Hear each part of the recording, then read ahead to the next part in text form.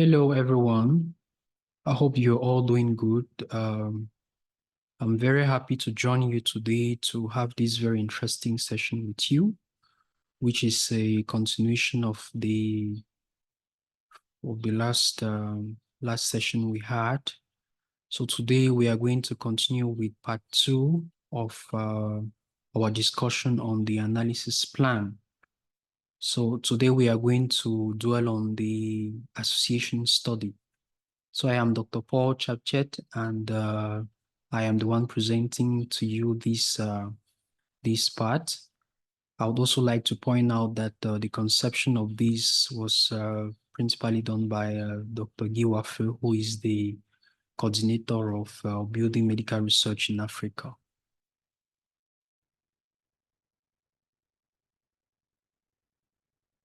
So at the end of this session, we should be able to understand the notion of statistical and association, to describe association study methods, and list some statistical tests commonly used in health research. We are going to start with a little reminder of what we did last time. So we talked about the analysis plan, and we said that it's a skeleton of the results that is divided into sections and subsections corresponding to specific objectives. So we also coined out that the table, the numberings of the tables are in the capital Roman numerals, with exhaustive titles indicating the content in the tables. And we also specify that these tables must have 3 horizontal lines, no vertical line. We also mentioned that there is a possibility of describing more than one variable in a table, but we should make sure that this table fits in one page. So today we also said that descriptive statistics is all about summarizing the responses obtained from participants in the study. So we mentioned that that this descriptive statistic constitute the first part of any statistical analysis. We said that statistical analysis mainly has 2 components. You have the descriptive part and you have the analytic part. The analytic part is also subdivided into 2 parts. You have the bivariate analysis part and then the multivariate analysis part. So last session, we mentioned that qualitative or categorical variables are described with the use of frequency tables with the help of counts and percentages. We mentioned that quantitative variables or scale or continuous variables are described in terms with the minimum, the maximum value, that's the range, and the mean plus or minus the standard deviation or the median, and in bracket, we have the interquartile range, depending on the type of distribution. We said that if the distribution is normal, then we'll use the mean plus or minus standard deviation. If the distribution is not normal, then we use the mean in bracket with the interquartile range, okay? So we also pointed out that it is possible to categorize scale variables or quantitative variables and describe them in frequency tables with counts and percentages. So today we are going to continue proper with the association. So we may ask ourselves, what is a statistical association? What does it mean? So in a statistical association, for example, we have in some scenarios, we have factor A is associated with outcome B. So what does it mean?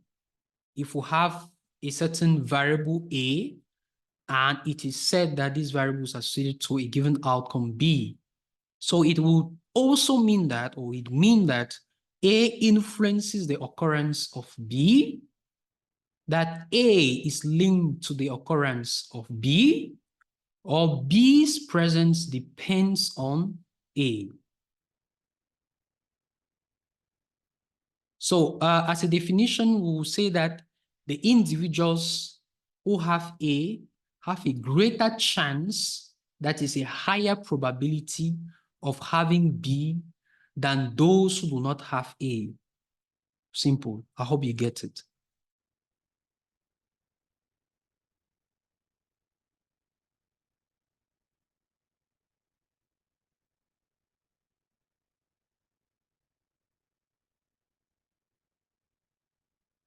So an example here is like in an example here, we could identify that from previous studies. For example, we have determined that there is an association between the ages less than 19 years and cephalopelvic disproportion. It therefore means that, as we have seen, that those who have an age less than 19 years will influence, or this range or this group of individuals will influence the occurrence of cephalopelvic disproportion. Or those who are less than 19 have a higher chance of having cephalopelvic disproportion than those who do not. Okay? So another finding from previous studies that have been carried out, it said that there is an association between a surgical technique A, a certain surgical technique A, and the occurrence of surgical site infection. It therefore means that those who use technique A will have a higher chance of having surgical site infection than those who do not use this technique. Another example we have seen from previous studies, we have, for example, factors associated with stroke, which is clearly written in literature. Factors associated to stroke death are male gender, hemorrhagic type stroke, and a Glasgow Coma scale of less than 9. So these are examples for us to have an idea of what it means when we talk about an association between two variables.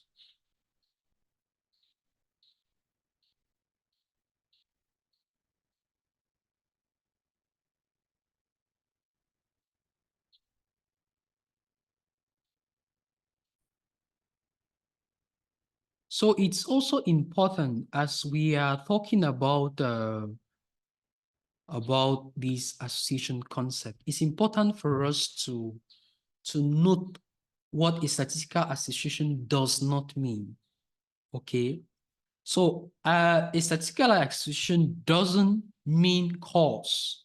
There's a difference between an associated factor and a cause. We are going to see it subsequently. The conditions that must be respected, the Bradford-Hughes criteria for causality.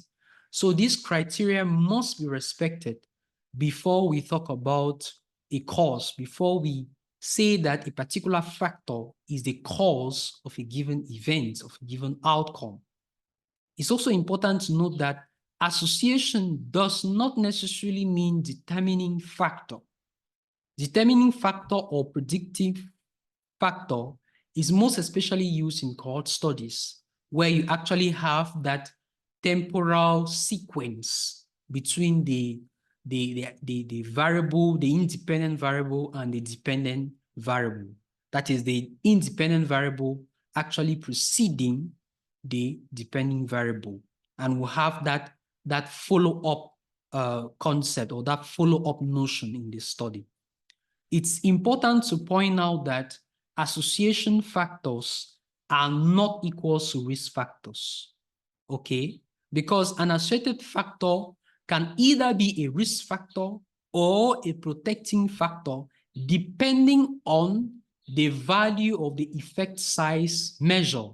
or what we can call the strength of the association, or the odds ratio or relative risk, if we're in a particular setting of categorical variables being independent categorical and dependent categorical variables. It's important to note that association does not equal correlation, because correlation is used when the two variables of interest are scale or quantitative. So association does not necessarily mean significant association. It's another step in the evaluation of an association, or it's another characteristics in the evaluation of an association. We're going to see to buttress more on these in the subsequent slides.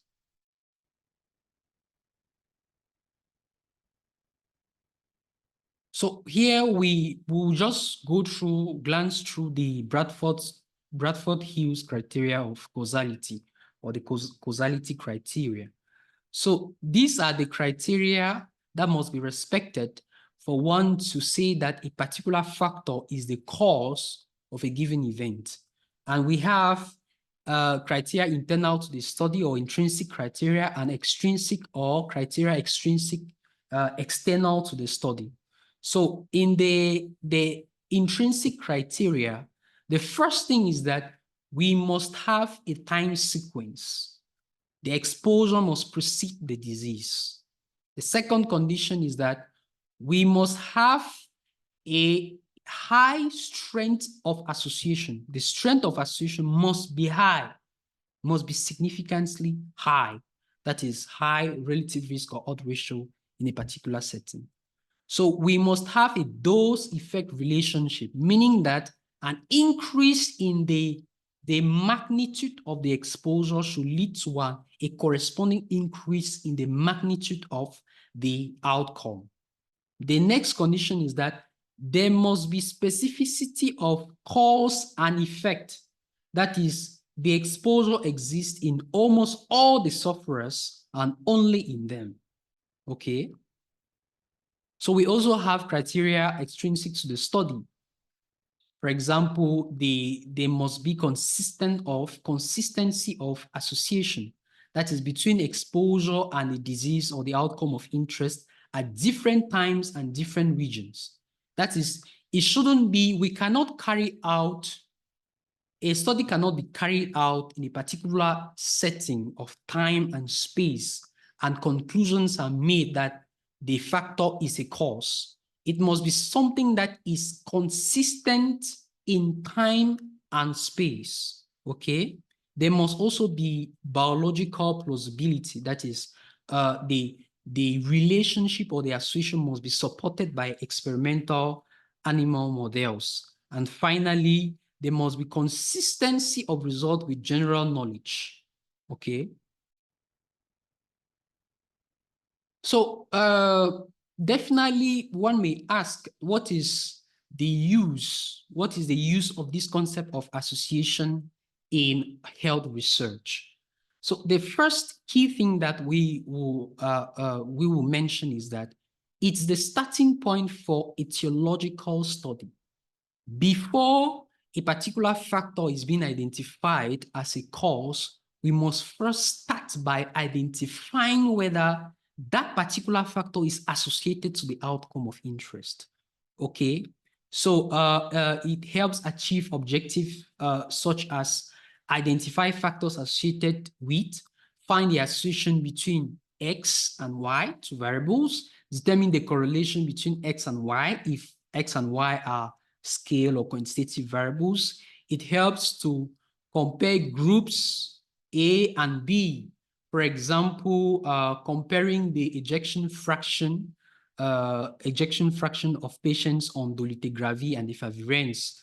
This is an example of the checking the association between one variable which is categorical, and we know that we see from here that the categorical variable is the treatment. We have here dolutegravir or efavirenz, and then we have another variable which is scale or quantitative, which here in this case it's the ejection fraction. So we are diving more into the concept of, of association. And we are going to use this illustration to, to give more details on this. So we have an example here where we want to determine whether smoking is a risk factor or smoking is associated to the outcome of ectopic pregnancy. So we can see from this example that, permit me illustrate.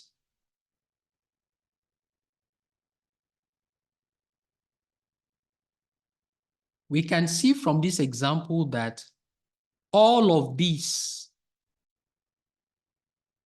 we are working in a population of smoking patients, and we want to check for a particular outcome here, which is ectopic pregnancy. So ectopic pregnancy is the outcome. The outcome, we can write here outcome O, and smoking is the exposure, which is also exposure or independent variable. Outcome or dependent variable. Okay. So we want to determine the association between smoking and the onset of ectopic pregnancy. From this study, we can see that out of this population of smoking individuals, we have 70%, that is more than half, developing ectopic pregnancy. So one may say that, yeah, because we have a proportion of more than 50% with ectopic pregnancy, then there is an association between smoking and ectopic pregnancy. But we will see further that this is very limited because there is the need of a control population. There is the need of a control population before we can objectively and rationally appreciate the association between two variables. Okay? Beautiful.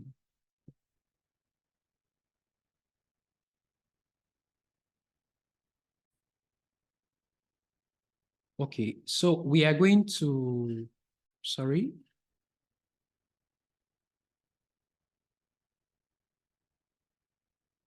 So from this other perspective, from a better perspective here, we see from this presentation that, from this illustration that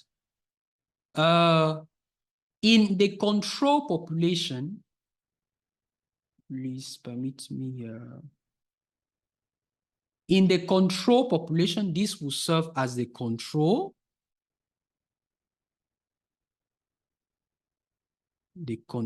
group. So in this control group of non-smokers, we actually notice that 80%, 85% of these non-smokers develop ectopic pregnancy. So we definitely see that we cannot conclude that smoking is associated to from this example, of course, smoking is associated to the onset of ectopic pregnancy. Because in this control group of non-smokers, more than 70%, that is 85% of these non-smokers actually develop ectopic pregnancy. So this portrays sufficiently the necessity of having a control group in the evaluation of an association between two variables.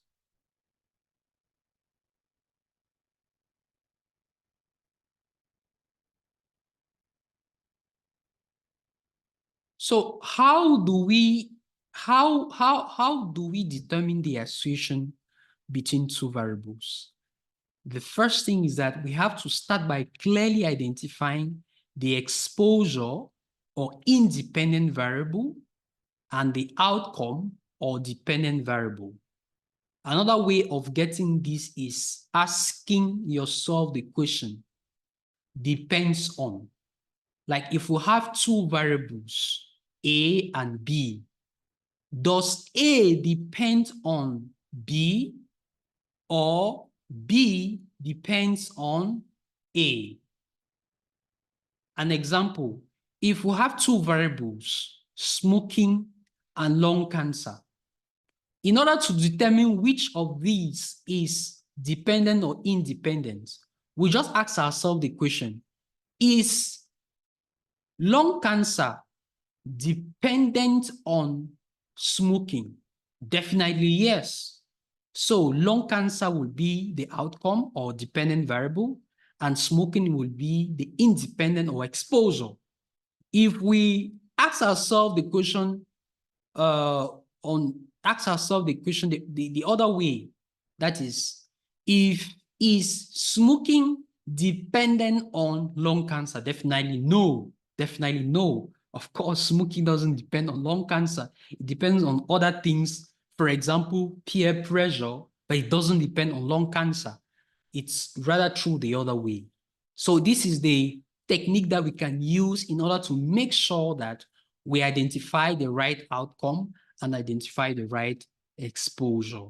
Another example here is we ask ourselves the question, does the delivery of route depend on the patient's smoking habit, age, pregnancy, or comorbidities? Okay, so answering this question will help us to identify the outcome and the exposure.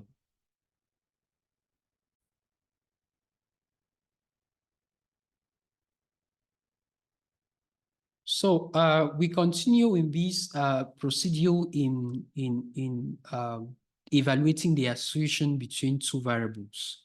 So it's important, after we would have identified outcome and exposure, it's also important to clearly identify the type of variable. Like, are these variables qualitative or quantitative? And considering this perspective or this approach, we'll have three possible scenarios. The first one is the one in which we have the two variables are qualitative or categorical. An example here is mode of delivery or smoking. The other scenario is when one is qualitative or categorical and the other is quantitative or scale. For example, mode of delivery and patient's age. So we can see here that mode of delivery is what? Categorical, good. And the patient age is what? Scale, good, or continuous or quantitative. So the last scenario is that of the two variables being quantitative. An example is length of stay, length of hospital stay, and patient's age. So we are going to start with the first scenario, the association between two categorical or qualitative variables. It's important to note that in the evaluation of the association between two categorical variables, it is preferable, though it's not always the case, but it's preferable to set the dependent variable as a dichotomous qualitative variable. It makes the interpretation easier, makes the interpretation more, I wanted to say palatable, but it makes it easier to the understanding to have the dependent variable as a dichotomous qualitative variable. That is, it simply means that, like we can see from this contingency table, we can see here that the patient's outcome is dichotomous. It's a qualitative dichotomous variable. with the category, two categories, diseased and alive. Okay. So we can also see from this contingency table, we can see the exposure here, which is the sex, and the outcome, which is the patient's outcome, the patient's state. Okay. So and we can also, the way in which we actually determine this is asking ourselves the question, does sex depend on patient outcome or patient outcome depend on sex? We definitely see here that the patient's outcome or patient state depends on the sex. So the sex is the exposure or the independent variable, and the patient's outcome is the dependent variable or outcome. So still proceeding with the evaluation of the association between two categorical variables, we see that, or we can see here that the one very important step is to calculate the percentage of occurrence of each event in each group. Sorry.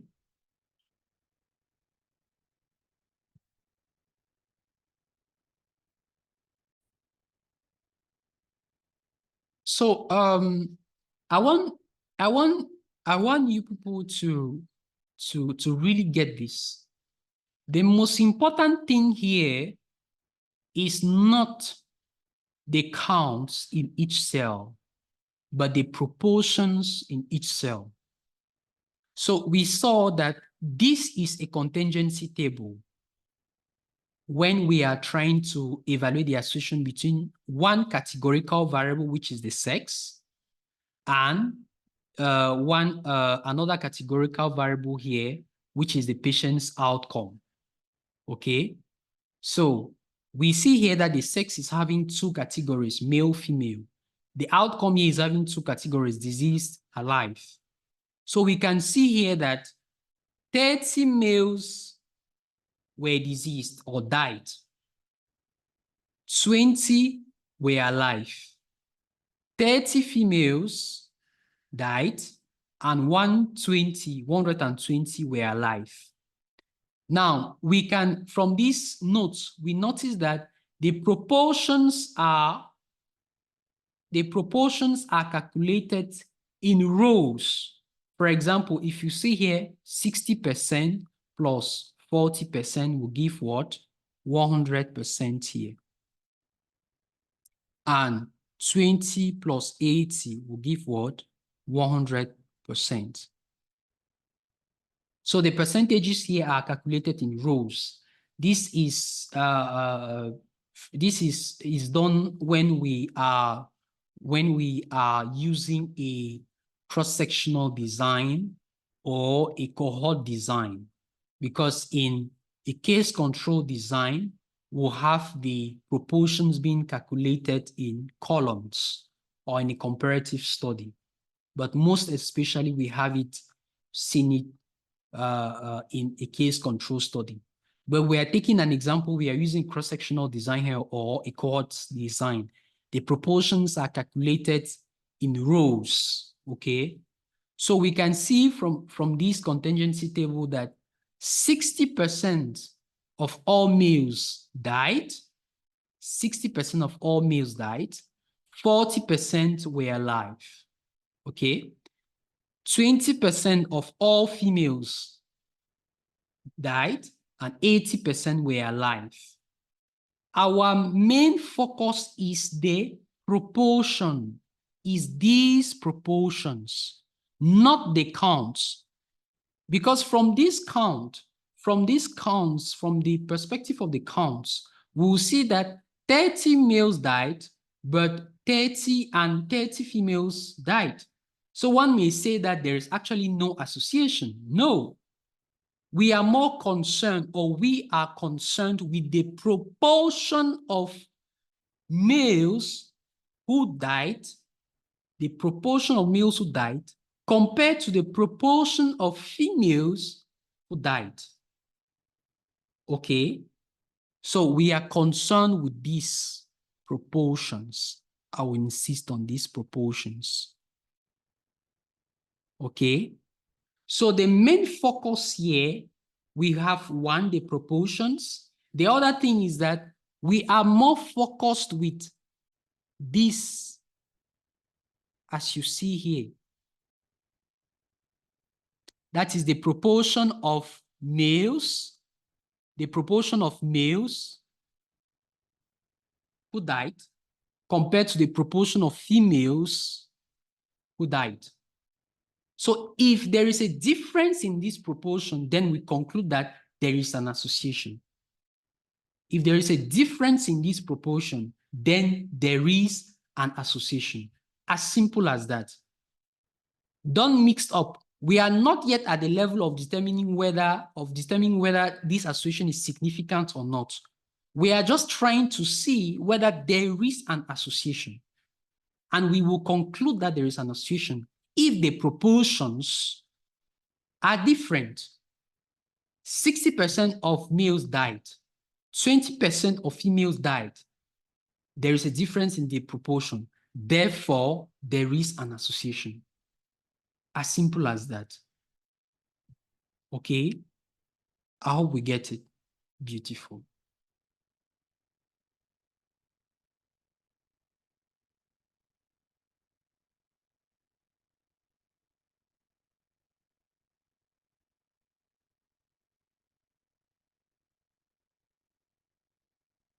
So we have another example here. We have another scenario. That this is the second scenario. In the second scenario, we have one qualitative variable and one quantitative variable. So how do we determine the association between these two?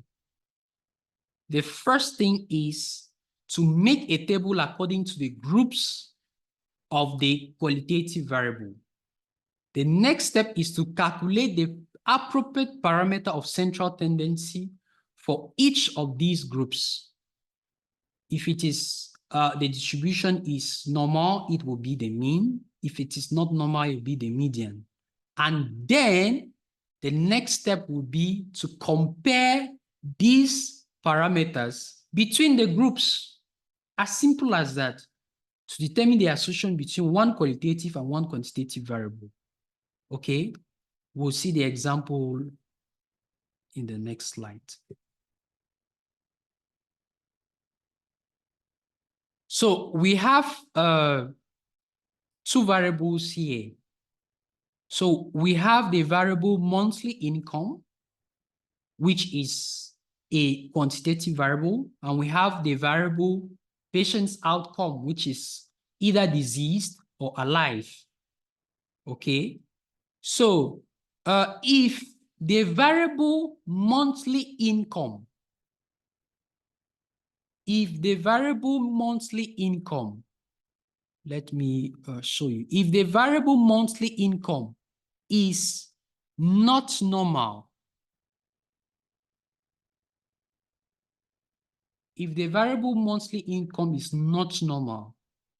we will compare the median between these groups.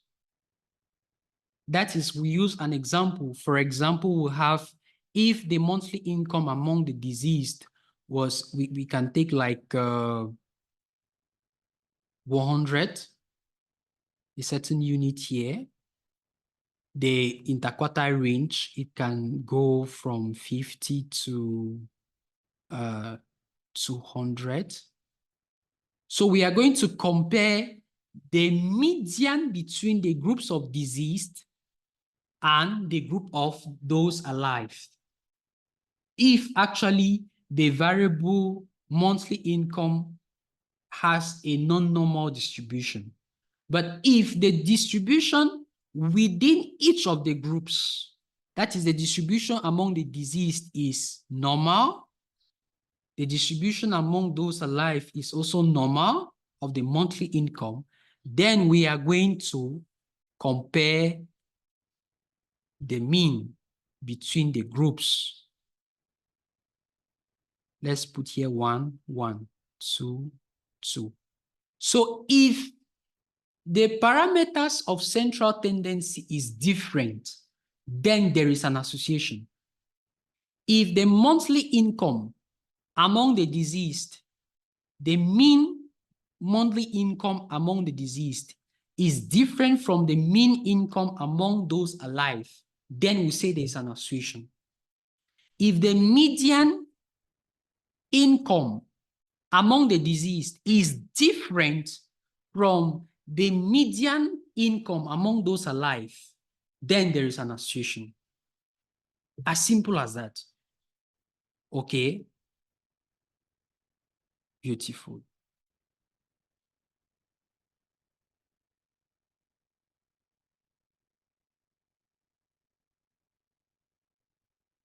So lastly, we are going to see the scenario where the two variables are quantitative.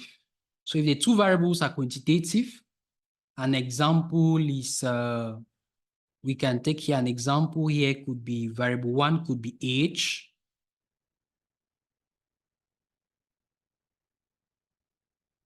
Variable 1 could be age, and variable 2 could be the systolic blood pressure. Systolic blood pressure. So if we want to determine the association between two quantitative variables, we are going to make a scattered plot. That is to plot the two variables and determine the tendency, determine the behavior of variable 2 as variable 1 increases. That is, as we increase in variable 1, how does variable 2 behave? Or as we increase in variable 2, how does variable 1 behave?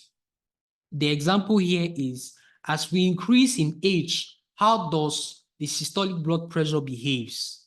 Okay, so definitely, and then we are going to calculate what is called the correlation coefficient, R. The correlation coefficient, R. For those who know a little bit of mathematics, the correlation coefficient is same thing as the gradient of the curve, which passes through most of the points. We are going to buttress more on this scenario in the next session.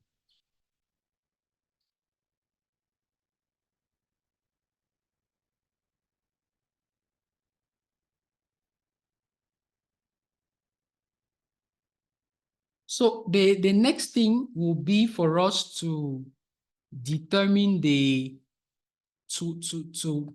talk about the notion of significance, the notion of significance.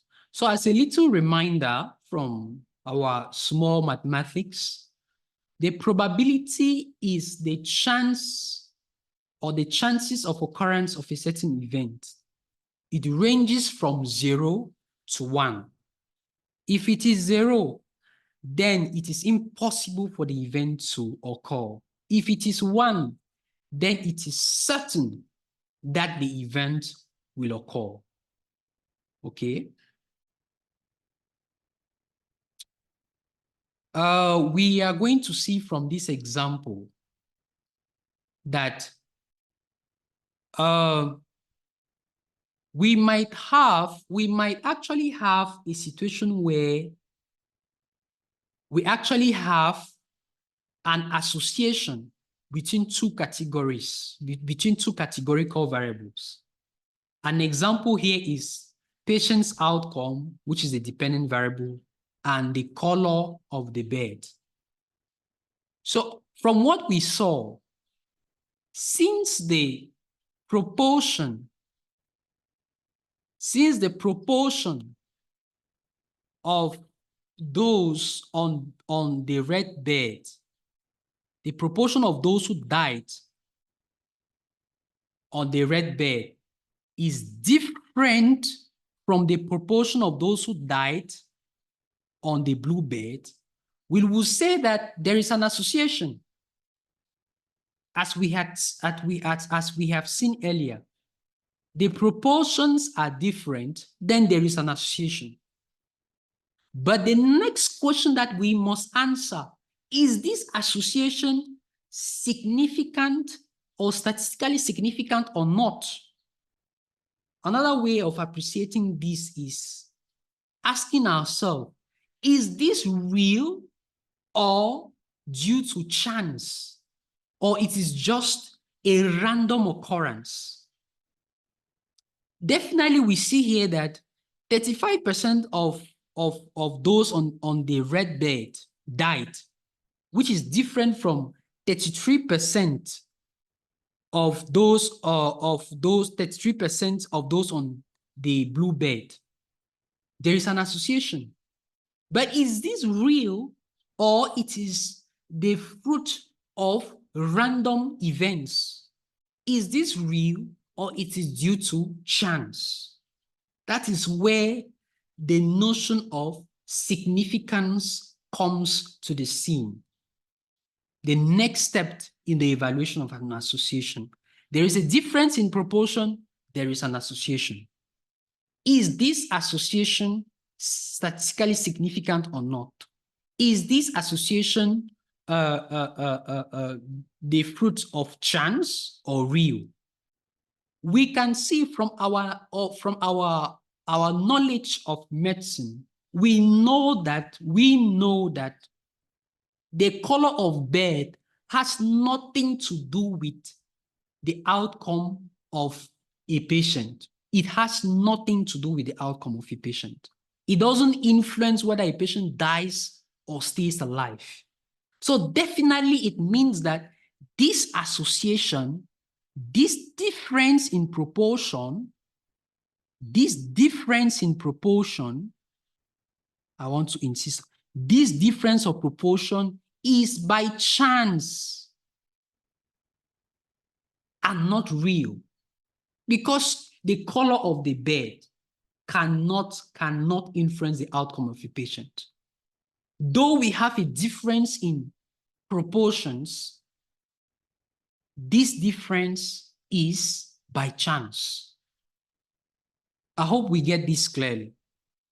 Difference in proportions in the association between two categorical variables.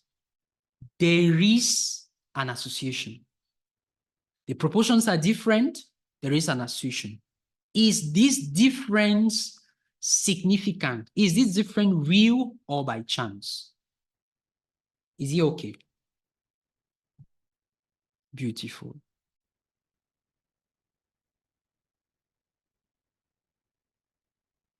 So we can see from this other evaluation, from this other contingency table, we ask ourselves, is it due to sex or due to chance? Is the difference in proportion that I highlight here, is this difference in proportion,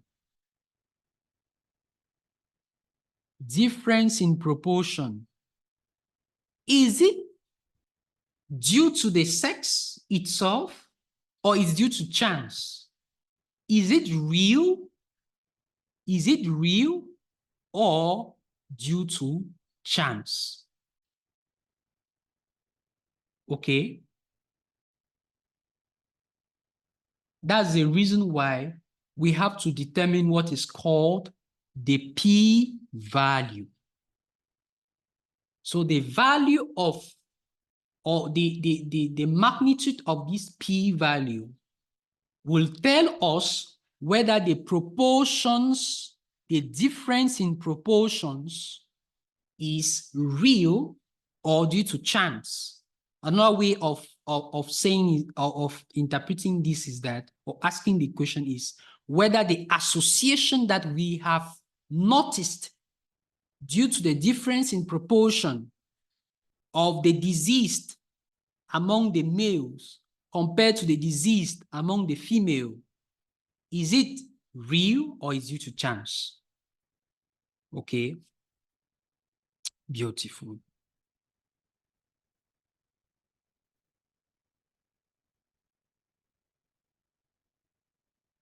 So what is the p-value? We ask ourselves, what is the p-value? The p-value gives us the probability that the observed difference. In our previous example, it's the observed difference in proportion. Okay, so the p-value is the probability that the observed difference between two groups is due to chance.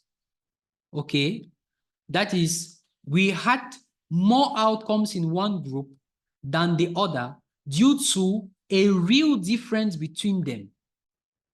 Okay, let's see an example here. So from this illustration, we see that the threshold of statistical significance in most studies is usually set at 0.05. It's usually set to be 0.05 for most studies. It can be different, but in most studies, it is set at 0.05. Okay, so we are going to see how to interpret this p-value.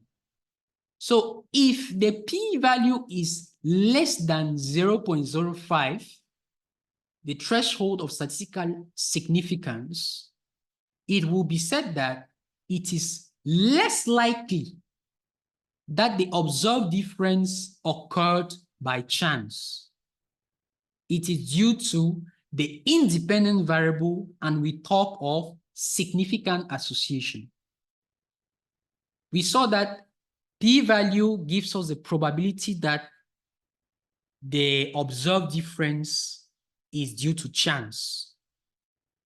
We set our statistical significance level to be 0.05. If the p-value that we obtained is less than 0.05, then it is less likely. The probability that this observed difference is by chance is low. Then we conclude that our association is statistically significant. If the p-value is 0.05 or more, then we conclude that it is highly probable that the observed difference is due to chance. Definitely, the association is insignificant or statistically not significant, or there is an insignificant association between the two variables. I hope we get this. As simple as that. So we have an example here where we try to determine the association between two independent variables, which are age group and type of stroke. We have the outcome, which is patient's outcome. We have the two categories, diseased, alive. So we said that the first step is to check whether there is an association or not. And how do we determine that there is an association or not? We check for the proportions, not the counts, the proportions. So we see here that 65% of those more than 50 died, compared to 15% of those 50 or less that died. Therefore, there is an association. Okay, because there's a difference in this proportion, there is an association. Because the p-value here is less than 0.05, then it is less likely that this difference in proportion is due to chance. Therefore, there is a statistical significant association between the age or the age group and the patient's outcome. Do we get this? Let's proceed with the other independent variable. So we have here as another independent variable the type of stroke.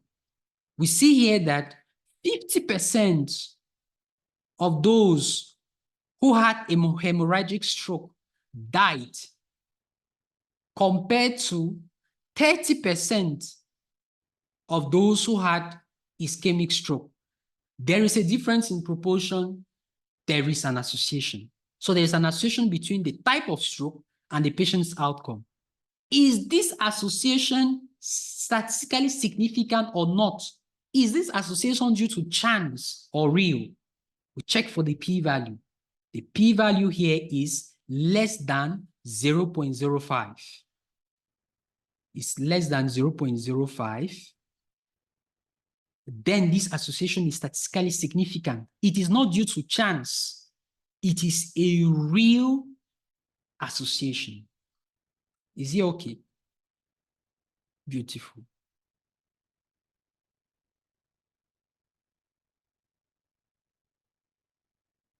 So the next step is to determine the strength of the association. So we may say that this is the third step. The first was to determine whether there is an association. The second was to determine whether this association is statistically significant or not.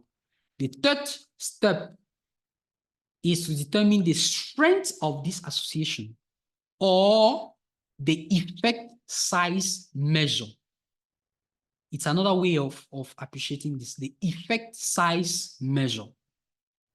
So in the association between two categorical variables, you will usually encounter what we call the odds ratio or the relative risk. And in bracket, you have the 95% confidence interval. This 95% confidence interval will give you the range in which you have a 95% chance of having the real value if you had used the total population and not a portion of this total population through sampling. Okay, so this strength of association measures the strength of the association between two dichotomous categorical variables. That is, the odds ratio or the relative risk measures the strength of the association between two dichotomous categorical variables. So we are going to see precisely the relative risk. When do we use the relative risk? What does it represent, the relative risk, compared to the odds ratio? So the relative risk is used for cohort study, be it prospective or retrospective. The odds ratio is used for cross-sectional analytic study or case control studies, okay? So what does the relative risk represent? It represents the number by which the risk of having the event is multiplied for a given category. We'll see it. We'll see an example later. And the odds ratio is an estimate of the relative risk.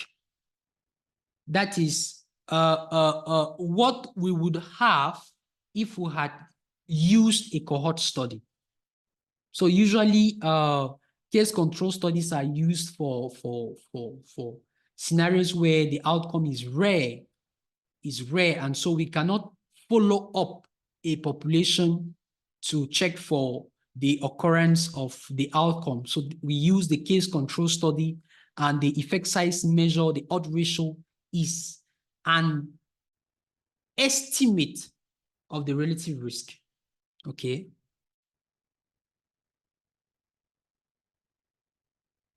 So we see from this example that we are able to see that there is an association between age group and patient's outcome.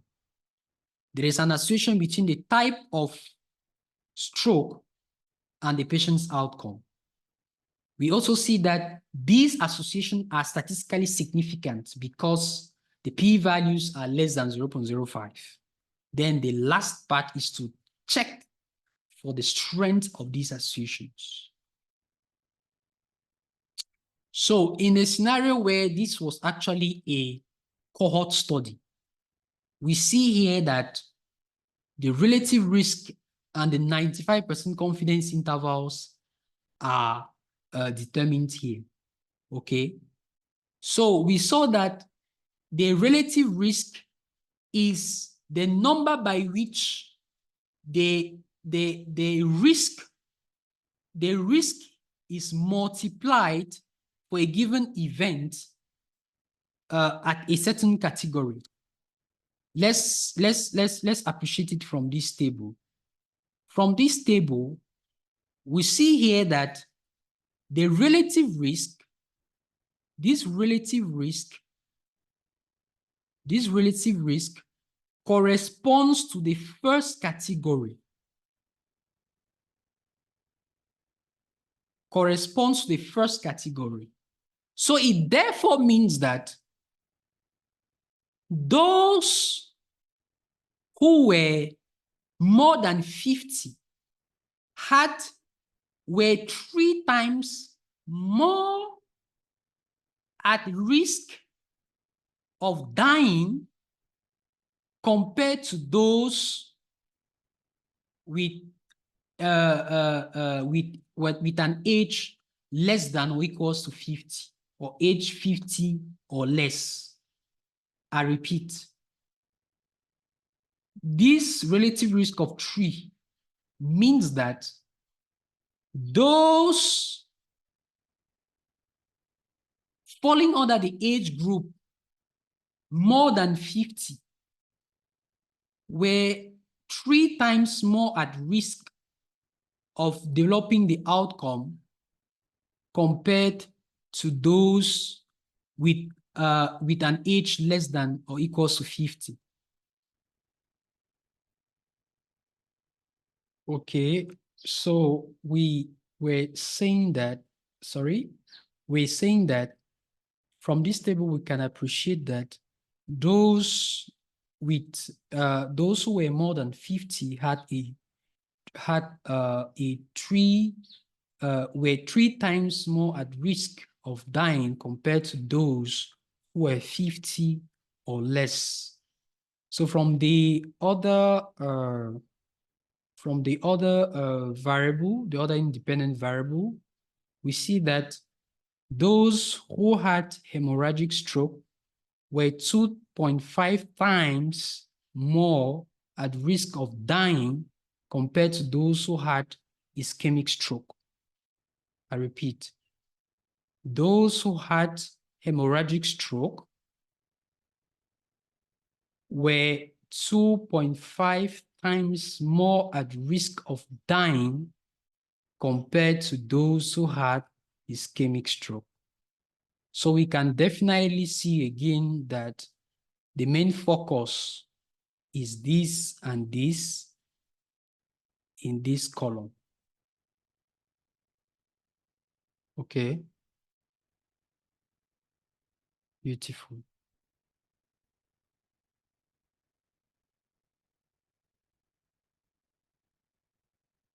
Okay, so we are going to see further what this odd ratio implies depending on the value. So if the relative risk or odd ratio is equals to 1, then it implies that there is no association between the independent and the dependent variables. If the relative risk or the odd ratio is less than 1, the independent variable or its first category, as we saw in the previous example, is a risk factor. Okay, is a risk factor of the outcome of interest. Yeah, sorry, I had to make an adjustment. So from as we have seen from the previous example, if the relative risk or odd ratio is greater than 1, then the independent variable or its first category is a risk factor of the outcome of interest. Okay, if the relative risk or odd ratio is less than 1, the independent variable or its first category is a protecting factor against the outcome of interest.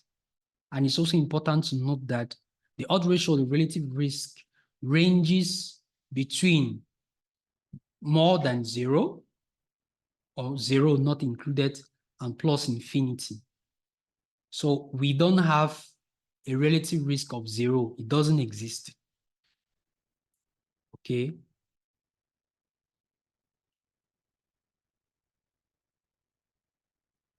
So it's also important to note that the odd ratio relative risk also serves as it also serves as a check for the appreciation of the significance of the association. So if one is included within the 95% confidence interval, then it implies that the association is insignificant. For example, here, we have a 95% confidence interval, which ranges between 0.3 and 6. Definitely, we see from here that 1 is included in this interval. Therefore, the association will be insignificant, or that won't be statistically significant. So if 1 is not included in the 95% confidence interval, it implies that the association is statistically significant. An example here is a confidence interval ranging between 0.1 and 0.6. Okay, we can clearly see here that since the values here are less than 1, therefore, that particular factor is a protecting factor. Okay, good. So we will just mention a few statistical tests that are commonly used in analysis. So the first one is